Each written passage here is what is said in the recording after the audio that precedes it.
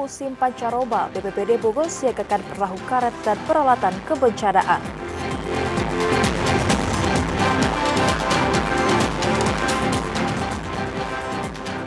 "31 kasus perundungan di Kota Jambi terjadi sepanjang tahun 2024.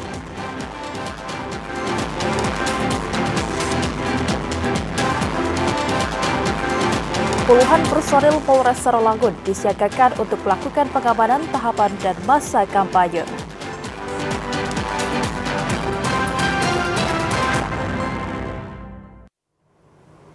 Assalamualaikum warahmatullahi wabarakatuh. Terima kasih saudara Anda masih menyaksikan Jambi hari ini, edisi Jumat 27 September 2024. Ya, selain 3 topik utama tadi, tim redaksi kami juga telah menyiapkan sejumlah informasi penting dan menarik lainnya untuk Anda. Bersama saya Septinita dan saya Anastasia Laga, inilah Jambi hari ini selengkapnya.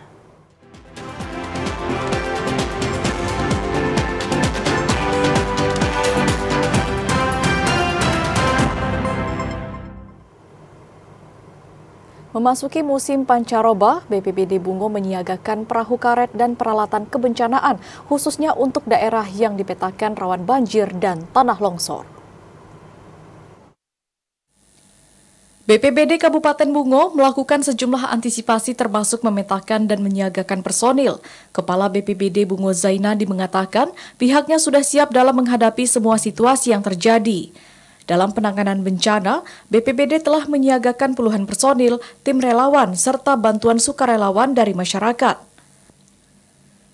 Selain menyiapkan personil untuk di beberapa daerah yang dianggap rawan banjir dan longsor, BPBD Bungo juga sudah menyiapkan bantuan perahu karet serta alat berat untuk antisipasi terjadinya tanah longsor. Masyarakat yang tinggal di bantaran Sungai Batang Tebo, Batang Bungo, dan Batang Jujuhan diimbau agar selalu waspada saat terjadi hujan dengan intensitas tinggi. Jika hujan deras lebih dari 1 jam, warga diminta untuk segera mengungsi ke daerah yang lebih tinggi dan aman. Khusus untuk Jambi wilayah barat, termasuk Kabupaten Bungo, sudah memasuki cuaca lembab ataupun sudah mulai bertahap musim penghujan.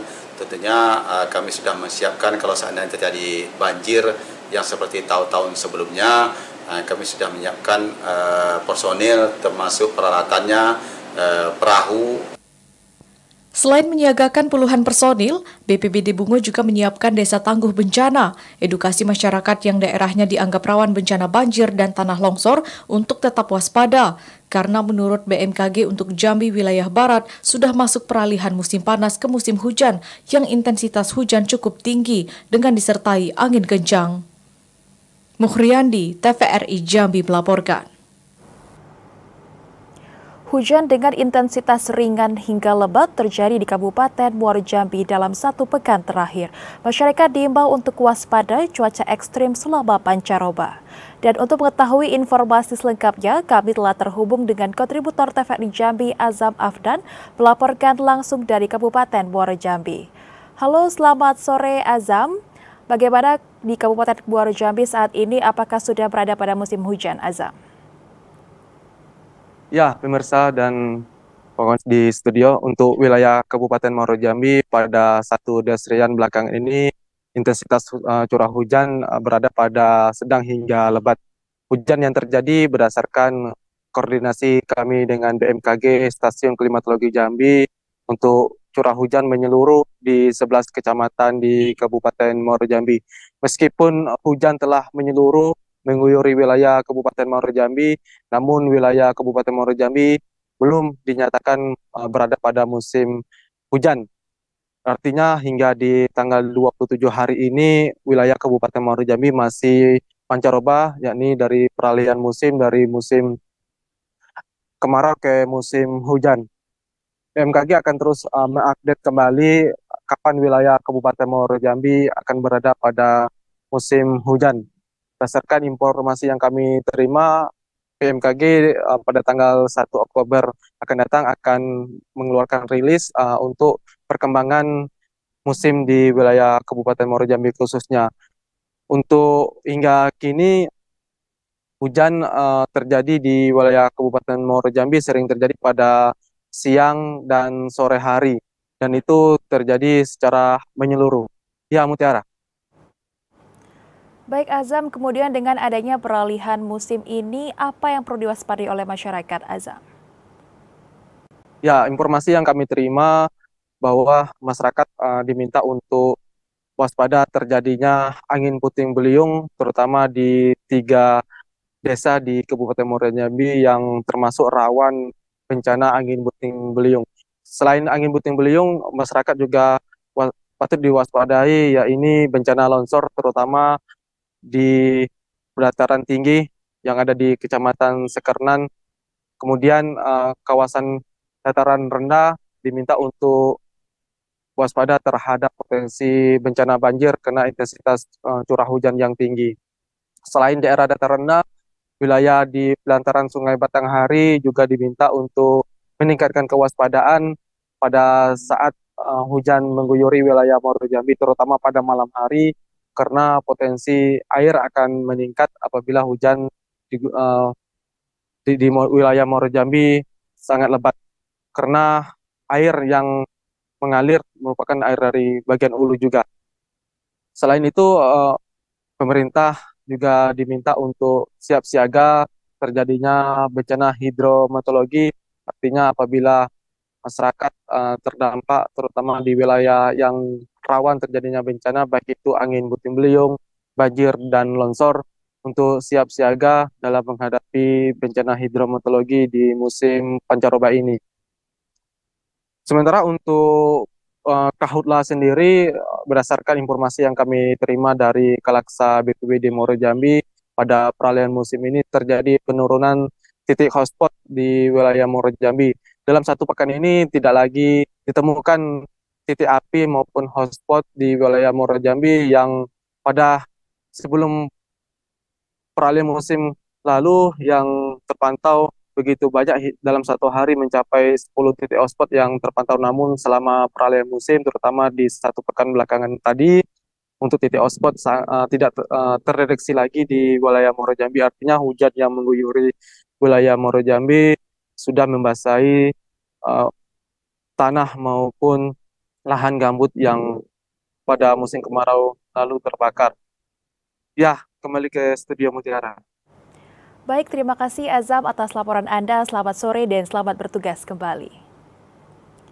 Informasi lainnya, Saudara, Kanwil ATR BPN Provinsi Jambi mengklaim konflik lahan untuk wilayah Provinsi Jambi pada tahun 2024 turun ke posisi 10 dari yang sebelumnya berada di peringkat ketiga tertinggi se-Indonesia pada tahun 2023. Wakil Kepala Kejaksaan Tinggi Jambi. Kantor Wilayah Kementerian Agraria dan Tata Ruang atau Badan Pertanahan Nasional Provinsi Jambi mengklaim konflik lahan untuk wilayah Provinsi Jambi turun ke posisi 10 pada tahun 2024.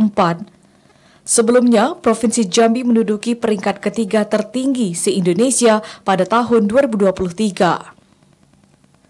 Kepala Kanwil ATR BPN Provinsi Jambi Agustin Iterson Samosir menjelaskan, turunnya eskalasi masalah pertanahan tersebut berdasarkan catatan Konsorsium Pembaharuan Agraria. Percepatan kelengkapan data pertanahan menjadi upaya yang dilakukan ATR BPN untuk mengurangi persoalan konflik lahan yang berkepanjangan di daerah. Agustin mengungkapkan, jika data pertanahan sudah terpetakan secara lengkap di seluruh wilayah, akan mengurangi terjadinya konflik pertanahan di tengah masyarakat. Program pendaftaran tanah sistematis lengkap atau PTSL menjadi salah satu solusi yang dilakukan ATR BPN untuk mengoptimalkan percepatan pendataan pertanahan. Menggencarkan sosialisasi program sertifikat tanah elektronik juga menjadi program unggulan yang terus diupayakan ATR BPN untuk menurunkan potensi konflik pertanahan di daerah. 2024 ini alhamdulillah ini masalah pertanahan di Jambi eskalasinya menurun ya dibandingkan tahun-tahun sebelumnya, dan memang dalam catatan Konsorsium Pembaharuan Agraria juga beberapa tahun yang lalu kita ada di peringkat 3 nasional, tapi di tahun ini hasil penelitian Konsorsium Pembaharuan Agraria Kita ada di peringkat 10 sekarang. Bertepatan dengan peringatan Hari Agraria dan Tata Ruang Nasional atau Hantaru tahun 2024, Kanwil ATR BPN Provinsi Jambi memastikan telah menyelesaikan seluruh program strategis nasional yang ditargetkan ke daerah. Randy Arta, TVRI Jambi, melaporkan. Direktorat Lalu Lintas Polda Jambi meminta pengawasan mulut tambang batubara ditingkatkan guna mengantisipasi kemacetan dan pelanggaran rambu lalu lintas akibat aktivitas truk tambang batubara. Direktorat Lalu Lintas Polda Jambi minta pengawasan aktivitas truk tambang batubara di Provinsi Jambi ditingkatkan. Hal ini dikarenakan masih ditemukan adanya sejumlah pelanggaran yang dilakukan oleh sopir truk batubara di jalur lintas Provinsi Jambi. Direktur Lalu Lintas Polda Jambi, Kombes Pol Davi, meminta kepada seluruh pihak termasuk Dinas Perhubungan, ESDM, Satpol PP untuk turut mengawasi aktivitas truk batubara di mulut tambang. Pengawasan ini bertujuan untuk memastikan tidak adanya peningkatan volume kendaraan aktivitas truk batubara hingga melanggar rambu lalu lintas. Saya bilang tadi, saya sampaikan tadi ya, solusinya harus penindakan ya secara tegas mulai dari hulu tambang. Jadi nggak bisa hanya di jalan saja, tapi dari hulu tambang. Polisi minta kepada seluruh sopir truk batubara untuk tidak melanggar rambu lalu lintas. Sanksi tegas akan diberikan apabila masih ditemukan adanya pelanggaran. Asyar, TVRI Jambi melaporkan. Belakangan ini, saudara, kasus perundungan di kota Jambi kian marak terjadi. Bahkan sepanjang tahun 2024, kasus perundungan mencapai 31 kasus dan banyak terjadi di lingkungan sekolah. Dinas Pemberdayaan Masyarakat, Perempuan dan Anak Kota Jambi mencatat ada 31 kasus perundungan terjadi di sepanjang tahun 2024. Kasus tersebut lebih banyak terjadi di lingkungan sekolah atau di kalangan pelajar. Kasus perundungan yang biasa terjadi seperti ejekan antara siswa dengan siswa lainnya, peralihan antar siswa, dan lain sebagainya. Kemudian juga banyak peristiwa lainnya yang menyebabkan timbulnya kasus perundungan di kota Jambi. Kepala DPM PPA Kota Jambi, Noverintiwi Dewanti, mengatakan pihaknya telah melakukan sosialisasi ke setiap sekolah yang ada di kota Jambi. Kemudian kolaborasi dengan Dinas Pendidikan Kota Jambi untuk meminimalisasi terjadinya kasus perundungan. Upaya-upaya yang sudah dilakukan DPM PPA, kami melakukan sosialisasi ke sekolah-sekolah. Kami juga ada inovasi yang namanya Pitamolin, yaitu pemberian informasi dan konsultasi melalui mobil perlindungan ke sekolah-sekolah, baik itu yang menjadi kewenangan pemerintah Kota Jambi maupun kewenangan provinsi, bahkan kewenangan pemerintah pusat. Selain itu, pihaknya juga melakukan pendampingan pada korban yang mengalami perundungan, khususnya pendampingan psikologis agar tidak menimbulkan trauma. Joko, TVRI Jambi, melaporkan. Saudara, usai jeda kami akan kembali dengan sejumlah informasi lainnya. Di antaranya 3.100 daftar pemilih tetap di Muaro Jambi belum memiliki KTP elektronik.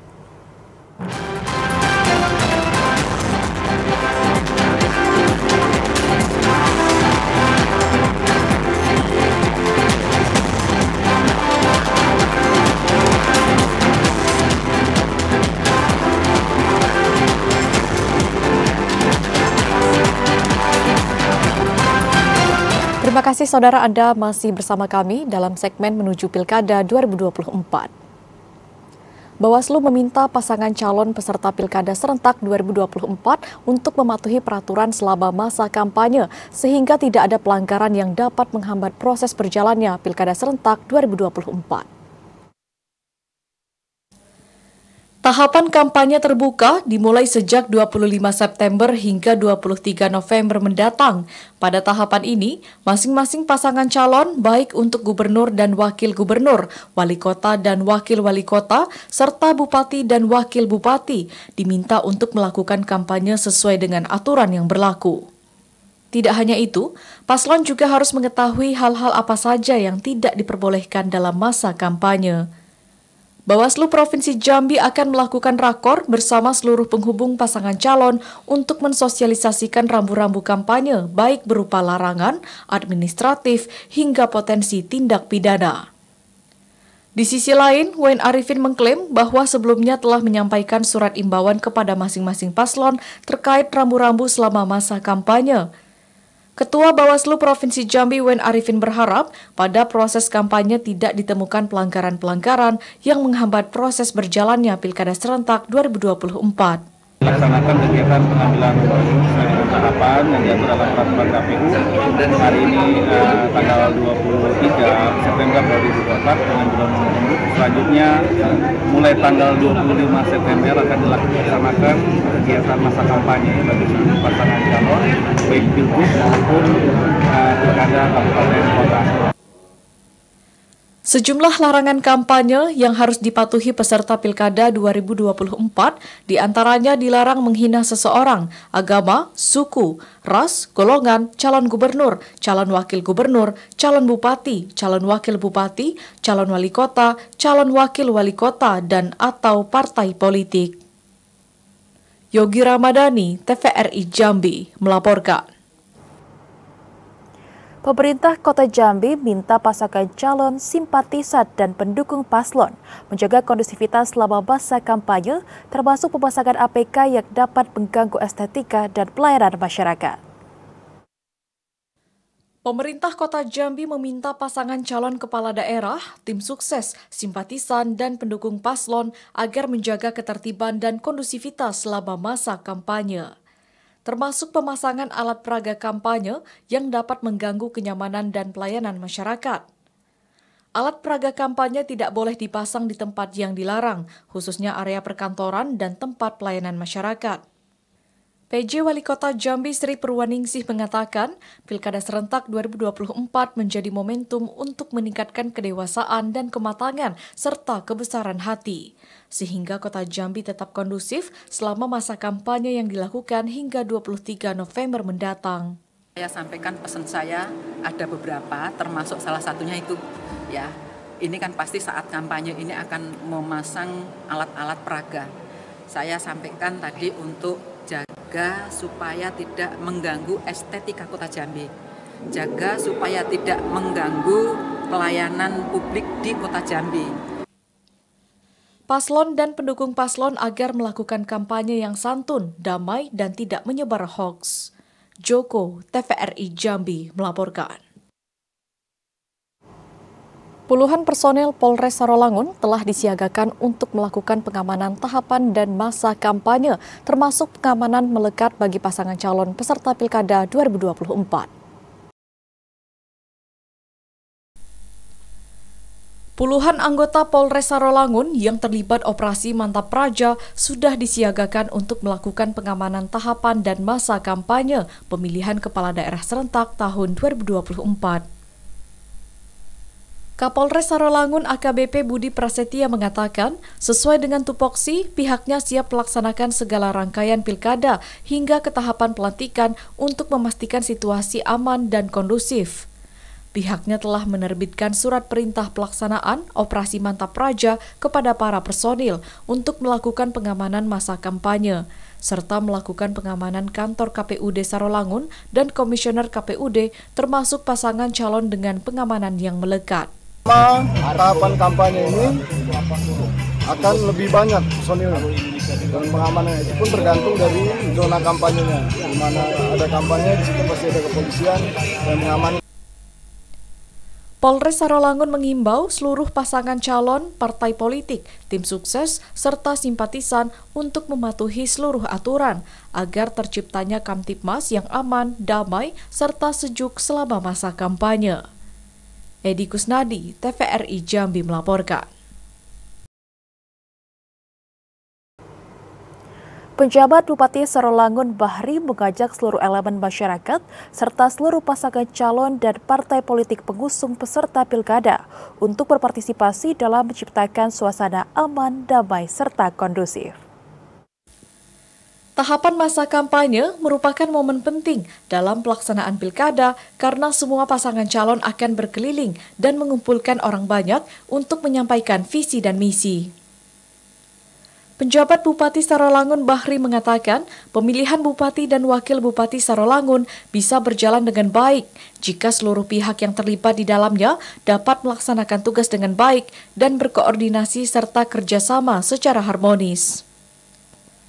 Bahri menjelaskan, pilkada yang aman, damai, serta sejuk tidak hanya menjadi tanggung jawab TNI Polri, namun menjadi tanggung jawab semua, seperti penyelenggara, peserta pilkada, dan seluruh elemen masyarakat. Selama masa kampanye dilakukan secara tertib, aman, damai, kita menyatakan mendeklarasikan pilkada. Mana yang disampaikan? Tujuan kita memastikan kampanye damai. Penjabat Bupati Sarolangun mengharapkan kepada semua pasangan calon, bupati, dan wakil bupati Sarolangun maupun partai politik dan simpatisan agar melaksanakan kampanye dengan mengedepankan visi misi. Utamakan untuk beradu gagasan dan konsep serta kebijakan dengan berbagai program untuk kemajuan Kabupaten Sarolangun 5 tahun mendatang. Edi Kusnadi, TVRI Jambi melaporkan. Saudara, dua paslon yang akan berlaga di pemilihan Bupati Tanjung Jabung Timur telah menyerahkan rekening khusus dana kampanye atau RKDK. Keduanya menggunakan Bank Pembangunan Daerah.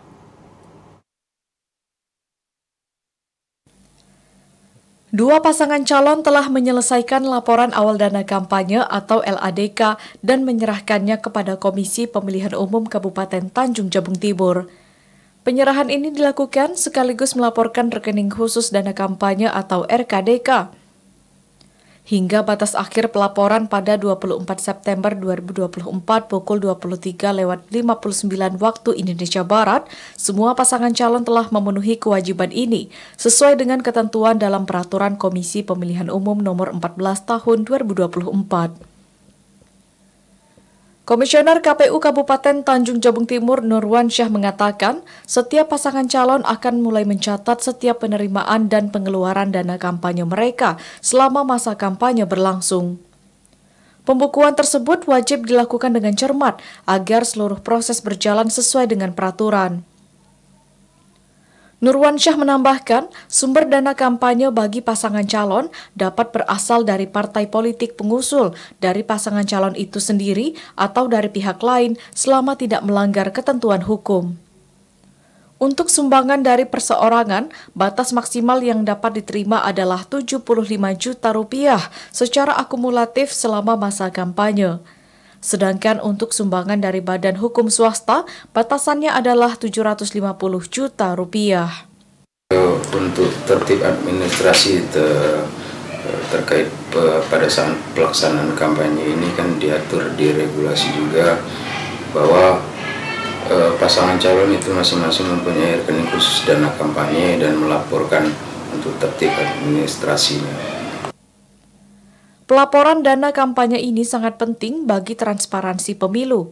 Kendati demikian, pihak KPU masih enggan menyebutkan nilai LADK masing-masing pasangan calon dengan alasan pengumuman LADK akan dilakukan pada tanggal 28 September 2024. Kliva Patria, TVRI Jambi melaporkan.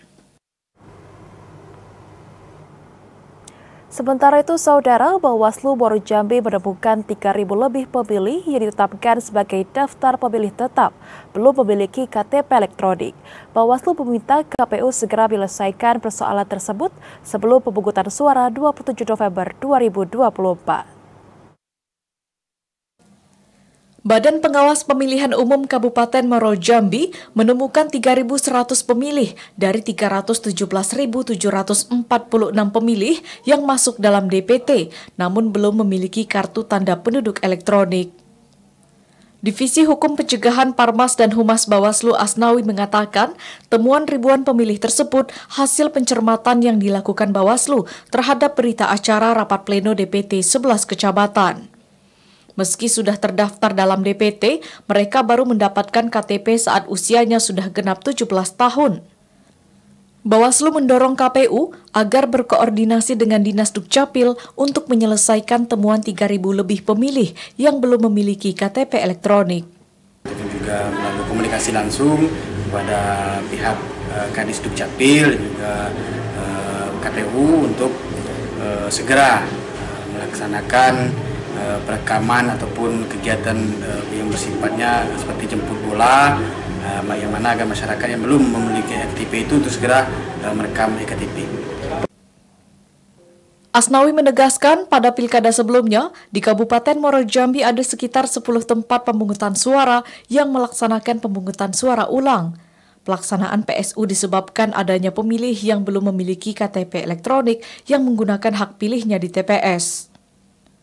Bawaslu berharap pada Pilkada 27 November 2024, kesalahan yang terjadi pada Pilkada 2020 tidak terulang pada pemungutan suara Pilkada 2024. Azam Afnan, TVRI Jambi, melaporkan. Upaya mempercepat rekam cetak KTP elektronik terus dimaksimalkan Dinas Kependudukan dan Catatan Sipil Kabupaten Batanghari, terutama bagi pemilih pemula yang akan maupun sudah memasuki usia 17 tahun. Jelang pelaksanaan Pilkada Serentak 2024 yang akan digelar 27 November mendatang, Dinas Dukcapil Batanghari terus mengoptimalkan proses rekam cetak KTP elektronik bagi masyarakat yang belum memiliki kelengkapan identitas diri. Salah satu yang menjadi sasaran perekaman yakni pemilih pemula. Dari jumlah 5.000 pemilih pemula, saat ini masih terdapat 2.000 orang yang belum rekam cetak KTP elektronik.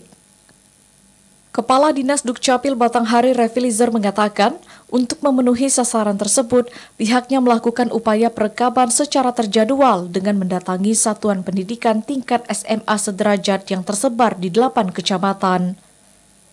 Sistem jemput bola ini sudah dilakukan di Dukcapil sejak Agustus lalu dan akan berlangsung hingga 13 November 2024. Sebagian besar yang ada data itu sekitar kalau dari awal sekitar 5.000 dan sudah proses perjalanan perekaman baik di desa, di sekolah, dan di kecamatan, kami perkirakan sekitar 2.000 lagi yang belum, itu pun penyisirannya dengan membersihkan data-data mereka di SIA.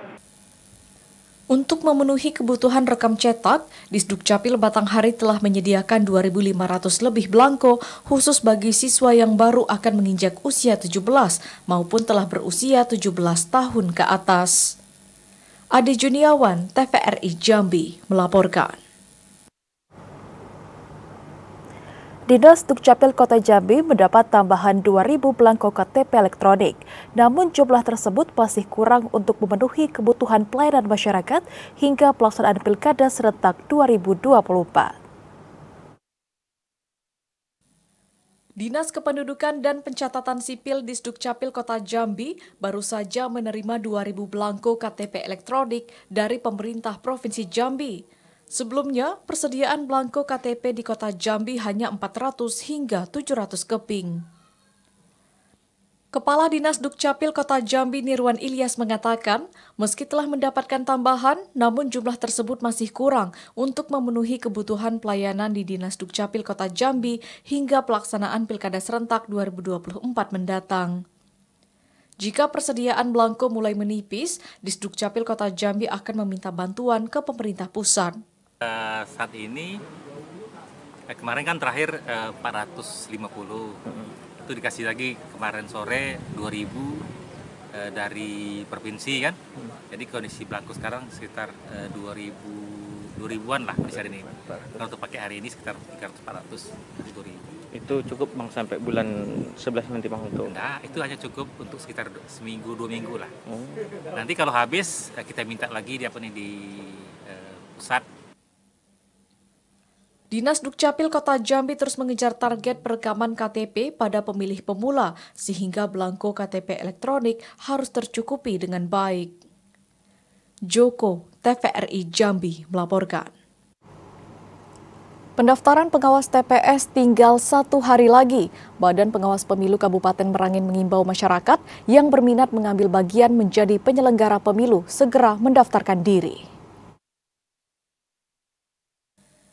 Badan Pengawas Pemilu Bawaslu Kabupaten Merangin terus mengimbau masyarakat setempat mendaftar menjadi pengawas tempat pemungutan suara atau PTPS. Hal ini mengingat sisa waktu pendaftaran tinggal 1 hari lagi. Sebagaimana diketahui jadwal pendaftaran 12 hingga 28 September 2024, anggota Bawaslu Merangin Divisi Sumber Daya Manusia Organisasi dan Diklat Zamharil mengatakan sejauh ini sudah 654 dokumen pelamar yang masuk ke Sekretariat Panitia Pengawas Pemilu Kecamatan. Terdiri dari 303 laki-laki dan 351 perempuan. Zamharil mengatakan Bawaslu Merangin membutuhkan 634 PTPS yang bertugas di masing-masing TPS dalam 205 desa kelurahan dalam negeri Tali Undang Tambang Teliti pada tanggal 27 November 2024 mendatang. Mereka akan mengawasi berbagai aspek, mulai dari persiapan, pelaksanaan pemungutan suara, hingga penghitungan suara. Tugas pengawas TPS mengawasi proses pemungutan suara dan penghitungan suara.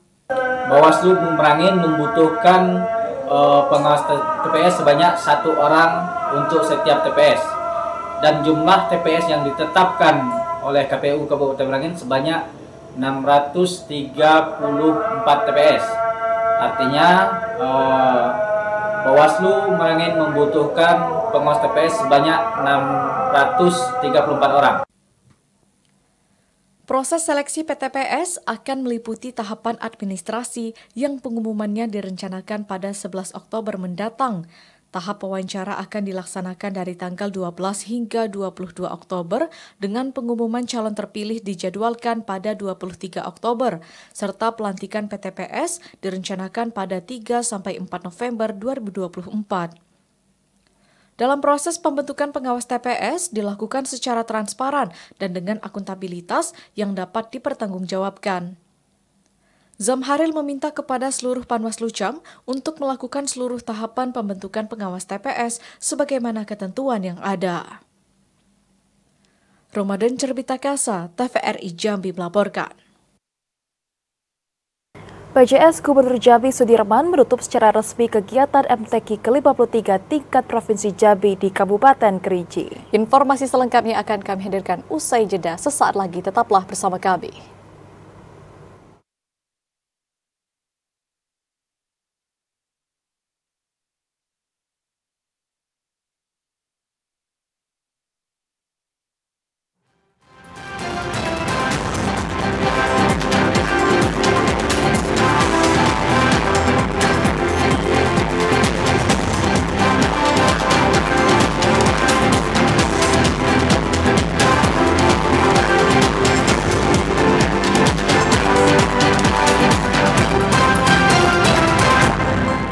Anda kembali bersama kami saudara dalam segmen advertorial. PJS Gubernur Jambi Sudirman menutup secara resmi kegiatan MTQ ke-53 tingkat Provinsi Jambi di Kabupaten Kerinci. Sudirman mengapresiasi seluruh peserta dan pihak penyelenggara yang telah berkontribusi dalam menyukseskan kegiatan tahunan tersebut. Pejabat sementara Gubernur Jambi Sudirman menutup secara resmi kegiatan Musabakoh Tilawatil Quran MTQ ke-53 tingkat Provinsi Jambi yang berlangsung di Dermaga Objek Wisata Danau Kerinci, Kabupaten Kerinci. Sudirman menyampaikan apresiasi kepada seluruh peserta dan pihak penyelenggara yang telah berkontribusi dalam menyukseskan kegiatan yang juga bertujuan untuk membentuk generasi Qurani dan mempererat ukhuwah Islamiyah. Ia juga mengajak kepada peserta untuk dapat terus mengembangkan bakat dan potensi mereka dalam bidang seni membaca Al-Quran.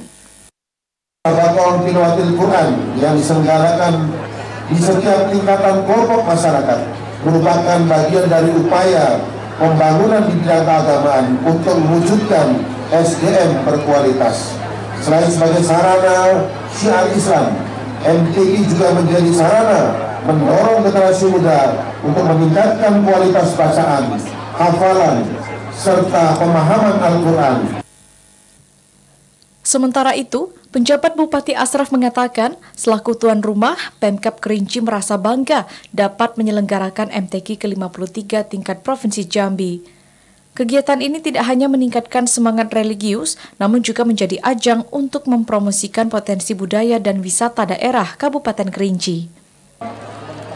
Kami sampaikan kepada Bapak PJS Gubernur bahwa setiap malam lokasi ini penuh membludak sampai macet ke jalan-jalan.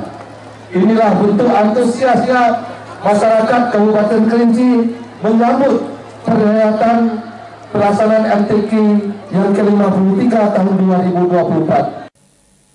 Acara penutupan MTQ ke-53 tingkat Provinsi Jambi ditandai dengan penyerahan piala dan piagam penghargaan kepada seluruh pemenang setiap cabang lomba. Pada MTQ tingkat Provinsi Jambi tahun 2024, Kota Jambi keluar sebagai juara umum dengan jumlah nilai 125 dan Kabupaten Kerinci selaku tuan rumah berada di peringkat ke-7 dari 11 kabupaten kota seprovinsi Jambi. Ilwan, TVRI Jambi, melaporkan. Berdasarkan hasil keputusan Dewan Hakim MTQ ke-53 tingkat Provinsi Jambi, Kota Jambi terpilih menjadi juara umum tingkat Provinsi Jambi, sedangkan tuan rumah harus berbangga berada di urutan ke-7 dari 11 kabupaten kota di Provinsi Jambi. Perayaan MTQ ke-53 tingkat Provinsi Jambi yang diselenggarakan di Kabupaten Kerinci telah resmi ditutup oleh PJS Gubernur Jambi pada 26 September malam. Berdasarkan hasil keputusan Dewan Hakim MTQ ke-53 tingkat Provinsi Jambi, Kota Jambi terpilih menjadi juara umum MTQ ke-53 tingkat Provinsi dengan jumlah nilai 125. Untuk juara kedua diraih oleh Kabupaten Muaro Jambi, juara 3 diraih oleh Kabupaten Tanjung Jabung Barat, sementara untuk juara 4 diraih oleh Kabupaten Tanjung Jabung Timur. Juara kelima diraih oleh Kota Sungai Penuh, juara ke-6 Kabupaten Batanghari. Sedangkan tuan rumah Kabupaten Kerinci harus puas di peringkat ke-7. Lalu juara ke-8 Kabupaten Sarolangun, juara ke-9 Kabupaten Tebo, juara ke-10 Kabupaten Merangin, dan Kabupaten Bungo juara ke-11. Ranking 1, Kota Jambi, jumlah nilai 125. Ranking kedua, Muara Jambi, jumlah nilai 59. Ranking ketiga, Tanjab Barat, jumlah nilai 54. Ranking kelima, ranking keempat, Tanjung Jabung Timur, jumlah nilai 46. Ranking 5, Kota Sungai Penuh, jumlah nilai 43. Selanjutnya, para kafilah dari kabupaten dan kota yang ada di Provinsi Jambi nantinya akan diseleksi untuk menjadi perwakilan Provinsi Jambi dalam ajang MTQ tingkat nasional yang akan datang. Fahlan, TVRI Jambi melaporkan. Kementerian Hukum dan HAM Republik Indonesia akan membangun rumah singgah Gria Abipraya wilayah Jambi. Rumah singgah ini diperuntukkan bagi warga binaan yang sedang menjalani masa hukuman bersyarat dengan diberikan sejumlah pembinaan.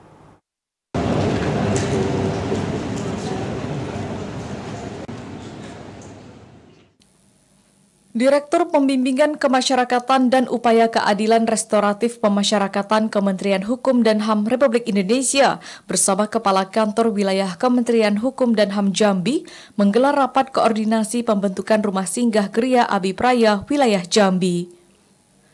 Rakor pembentukan rumah singgah Gria Abipraya sebagai wadah bersama dengan pemerintah daerah serta instansi lainnya dalam pemberdayaan para warga binaan maupun klien pemasyarakatan. Kepala Kantor Wilayah Kementerian Hukum dan HAM Jambi, Eli Yuzar, mengatakan, dengan dilakukannya penandatanganan kerjasama dengan sejumlah pihak terkait, diharapkan pembentukan rumah singgah Gria Abipraya dapat tumbuh dan berkembang sesuai yang diharapkan. Kita telah menyelenggarakan kegiatan Gria Abipraya. Terima kasih kepada direktur yang telah datang dari Jakarta. Tujuan kita di sini yaitu bagaimana Gria Abipraya di wilayah Jambi bisa tumbuh dan kembang seperti apa yang telah kita harapkan. Direktur Pembimbingan Pemasyarakatan dan Upaya Keadilan Restoratif Pemasyarakatan Kementerian Hukum dan HAM Republik Indonesia, Pujo Harinto, mengatakan rumah singgah Gria Abipraya merupakan program nasional yang didirikan di Provinsi Jambi setelah 29 provinsi lainnya. Kita tidak memilih, Mas. Jadi ini program nasional, jadi semua provinsi punya hak yang sama. Jadi kita sudah berjalan ke 33 provinsi dan ini provinsi terakhir 34. Kita menyelenggarakan rapat koordinasi untuk pembentukan Gria Abipraya Tujuannya adalah supaya nanti ini bisa sebagai suatu tempat untuk berkegiatan teman-teman para Pokmas dan Pemda dalam menyelenggarakan upaya rehabilitasi terhadap klien-klien kami. Rumah singgah Geria Abipraya akan diperuntukkan bagi warga binaan yang sedang menjalani masa hukuman bersyarat. Mereka diberikan sejumlah pembinaan seperti pembinaan keagamaan, pembinaan usaha, dan pembinaan kepribadian kemandirian hingga pembinaan lainnya. Kami selaku Pokmas Lipas betul sekali yang dikatakan sama Pak Direktur sama Pak Karul tadi, kami siap membantu untuk para klien-klien bermasalah itu. Jadi kami mulai dari sebelumnya kami bergerak di bidang kuliner dan kami siap membantu dari modal dari nol sampai dia punya usaha tanpa dipungut biaya. Diharapkan dengan dibangunnya rumah singgah Geria Abipraya dapat meningkatkan keterampilan dan kemandirian para warga binaan. Asyar, TVRI Jambi melaporkan. Ditres Narkoba Polda Jambi musnahkan 6,3 kg sabu dan 1.981 pil ekstasi. Informasi selengkapnya usai jeda saudara, tetaplah bersama kami.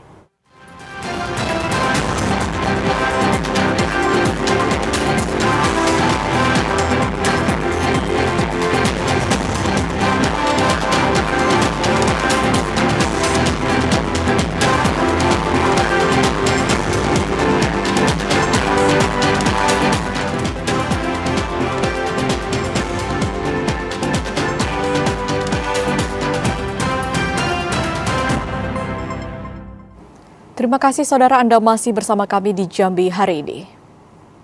Polisi memastikan korban wanita yang ditemukan di dalam lemari merupakan kasus pembunuhan. Polisi masih menyelidiki kasus perkara tersebut dengan memeriksa barang bukti dan olah tempat kejadian perkara. Beginilah detik-detik video amatir milik warga saat penemuan sosok mayat wanita di salah satu kamar kos di kawasan Kelurahan Pakuan Baru, Kecamatan Jambi Selatan, Kota Jambi. Dari rekaman video amatir dan beberapa foto di lokasi kejadian, memperlihatkan wanita berinisial RW berusia 30 tahun ditemukan meninggal dunia di dalam lemari. Bahkan mayat wanita itu ditemukan dengan kondisi tangan terikat dan sebagian tanpa busana. Pasca kejadian itu, tim Inafis pada Kamis sore kembali melakukan olah tempat kejadian perkara. Ini bertujuan untuk menelusuri apa penyebab kematian korban. Kasubit Penmas Polda Jambi Kompol Amin Nasution mengatakan, untuk dugaan sementara korban ini merupakan kasus pembunuhan, namun hal itu masih akan dilakukan penyelidikan lebih lanjut oleh petugas kepolisian. Untuk sementara itu kita duga korban pembunuhan, karena mengingat dari kejadian, tempat kejadian, dan termasuk pada saat ditemukannya korban itu dalam kondisi tidak wajar. Sehingga untuk sementara kita melakukan penyelidikan, ini kita duga dalam kasus pembunuhan. Hingga saat ini, petugas kepolisian masih menyelidiki kasus perkara tersebut dengan mengumpulkan sejumlah barang bukti dan memintai keterangan pasca kejadian tersebut. Asyar, TVRI Jambi melaporkan. 6,3 kg sabu dan 1.981 pil ekstasi dimusnahkan oleh Ditres Narkoba Polda Jambi. Barang terlarang tersebut diamankan dari 4 laporan di Polda Jambi dengan 6 tersangka. Direktorat Reserse Narkoba Polda Jambi musnahkan 6,3 kg sabu dan 1.981 pil ekstasi. Pemusnahan dilakukan di Polda Jambi dengan cara diblender dan dilarutkan dengan air di dalam ember, kemudian dibuang ke toilet Polda Jambi. Seluruh barang bukti tersebut diamankan dari 4 laporan di Polda Jambi dengan 6 tersangka. 1 diantaranya merupakan mahasiswa dari Aceh. Direktur Reserse Narkoba Polda Jambi AKBP Ernesto Seiser mengatakan penegakan hukum penyalahgunaan narkotika harus ditegakkan tanpa pandang bulu. Dari hasil penangkapan itu juga dapat menyelamatkan generasi bangsa sebanyak 33.000 jiwa lebih. Jiwa yang kita selamatkan, misalnya dalam 1 gram ini digunakan oleh 5 orang yang menggunakan sabu ini, kemudian juga ini juga digunakan 1 orang 1. Ini bisa kita selamatkan sekitar 33.555 jiwa. Para tersangka dijerat pasal 112 ayat 2 dan pasal 114 ayat 2 Undang-Undang Nomor 35 Tahun 2009 dengan ancaman maksimal penjara seumur hidup dan hukuman mati dan denda di atas 10 miliar rupiah. Ari Haryono, TVRI Jambi melaporkan. Unit Reskrim Polsek Sabak Timur berhasil menangkap satu pelaku penganiayaan terhadap 4 korban. Akibat perbuatannya, pelaku terancam hukuman 2 tahun 8 bulan kurungan penjara. Inilah Mijan, laki-laki usia 30 tahun, warga Kecamatan Muara Sabak Timur, Kabupaten Tanjung Jabung Timur, tertunduk lesu saat petugas menggiringnya dengan tangan di borgol. Mijan dilaporkan sebagai pelaku penganiayaan terhadap 4 korban pekerja di Puskesmas Kecamatan Muara Sabak Timur. Kapolsek Muara Sabak Timur Ibtu Chandra Dinata mengatakan kejadian tersebut terjadi pada Sabtu 15 September 2024 lalu. Pada saat itu, pelaku dalam pengaruh mabuk minuman keras langsung mendatangi lokasi korban. Akibat penganiayaan yang dilakukan pelaku, 4 orang pekerja tersebut mengalami luka berat. Dari catatan polisi, pelaku merupakan seorang residivis dengan kasus yang sama. Dari perkara ini, polisi berhasil mengamankan barang bukti berupa batu bata dan kayu broti yang digunakan pelaku dalam melancarkan aksinya dengan cara memukul korban. Akibat dari perbuatannya, pelaku terancam hukuman 2 tahun 8 bulan penjara.